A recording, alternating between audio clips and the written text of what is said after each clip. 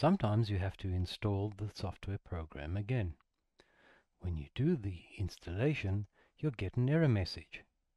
Number of activations exceeded. What does it mean? It means that over time you have installed the software more than 4 times.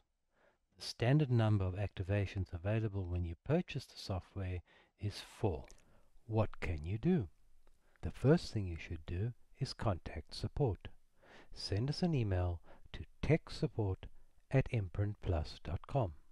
Send us your account number, your contact information, the name and address of your location, a brief description of the error, and if possible, send the serial number. We will take the serial number and increase the number of activations for you to use.